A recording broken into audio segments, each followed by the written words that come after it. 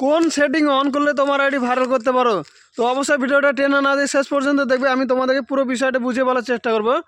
তো কী ধরনের setting on করলে ফেসবুকে আইডি ভাইরাল হতে পারে এবং কোন কোন কাজগুলো করলে তোমার আইডি ফেসবুকে ভাইরাল হতে পারে। তো বিষয়টা হচ্ছে, ফেসবুকে যখন তুমি প্রফেশনাল মোড অন করেছো তখনই কিন্তু ফেসবুক নিজে থেকে সব সেটিংগুলো করে দিয়েছে। হয়তো দু একটা সেটিং থাকে যেগুলো নিজেরা সেটিং করতে হয়।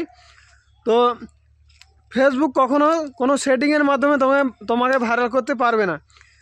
তোমাকে আইডি ভাইরাল করার জন্য তোমাকে নিজেই মেহনত করতে হবে। তার জন্য দুটো কাজ প্রয়োজন, খুব বেশি কিছু করার প্রয়োজন নেই, খুব বেশি সেটিংয়ের প্রয়োজন পড়ে না। ফেসবুক আইডি ভাইরাল করার জন্য মাত্র দুটো বিষয় তোমাকে মাথায় রাখতে হবে। এক নম্বর হচ্ছে, তোমার আইডি বা পেজ হোক যেটাই হোক, তোমাকে একটাই ফোকাস রাখতে হবে যে তুমি কী ধরনের কন্টেন্ট বানাচ্ছো, তোমার কন্টেন্ট অডিয়েন্স পছন্দ করছে কি না। তোমার অডিয়েন্স যদি তোমার কন্টেন্ট পছন্দ করে এবং ফেসবুক তখন বুঝবে যে এই কন্টেন্টের মধ্যে কিছু কোয়ালিটি আছে এবং অডিয়েন্স এই কন্টেন্টগুলো পছন্দ করছে। যখনই তোমার কন্টেন্টগুলো অডিয়েন্সকে ভালো লাগবে তখন তোমার কন্টেন্ট অবশ্যই ফেসবুক সাজেস্টে নিয়ে যাবে এবং ভাইরাল করবে। আর দ্বিতীয় নম্বর বিষয় আছে, শুধুমাত্র তোমার কন্টেন্ট আপলোড করে গেলেই হবে না। যতদিন পর্যন্ত তোমার আইডি ভাইরাল হবে না ততদিন পর্যন্ত তোমাকে প্রচুর পরিমাণে অন্যের ভিডিও দেখতে হবে।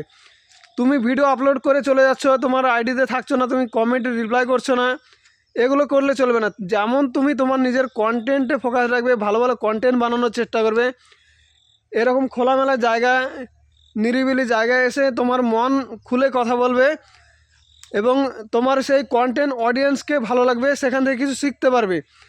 তো শুধু কন্টেন্ট বানাতে হবে ভালো, এক নম্বর। দ্বিতীয় নম্বর, সেই কন্টেন্টে তোমার রিপ্লাই কমেন্ট করতে হবে। আর তৃতীয় নম্বর বিষয় আছে, তোমার সামনে আসা ভিডিও যেগুলো তোমার পছন্দ মতো ভিডিও হবে, অবশ্যই সেই ভিডিওগুলো পুরো ভিডিও দেখবে, সেখানে গঠনমূলক কমেন্ট করবে। যদি তুমি এই কাজগুলো করতে পারো, বেশি কিছু করতে হবে না, তোমার কন্টেন্টে ফোকাস রাখবে, কন্টেন্টে আসা রিপ্লাইগুলো ব্যাক করবে, আর অন্য ভিডিও একটু বেশি বেশি দেখতে হবে, সেখানে গঠনমূলক কমেন্ট করে আসতে হবে। যদি তুমি এই বিষয়গুলো ধরে রাখতে পারো তাহলে অবশ্যই তোমার আইডি ভাইরাল হবে। বাকি ফেসবুকে ভিডিও ভাইরাল করার জন্য অন্য কোনো সেটিং নেই, যে যেটাই বলুক না কেন, এই সেটিং সেই সেটিং, ফেসবুকে আইডি ভাইরাল করার জন্য কোনো সেটিংয়ের প্রয়োজন পড়ে না। সেটিং কিচ্ছু লাগবে না, তুমি তোমার কন্টেন্টকে ভালো বানাও। আর দ্বিতীয় নম্বর, অন্যের ভিডিও বেশি বেশি দেখার চেষ্টা করবে।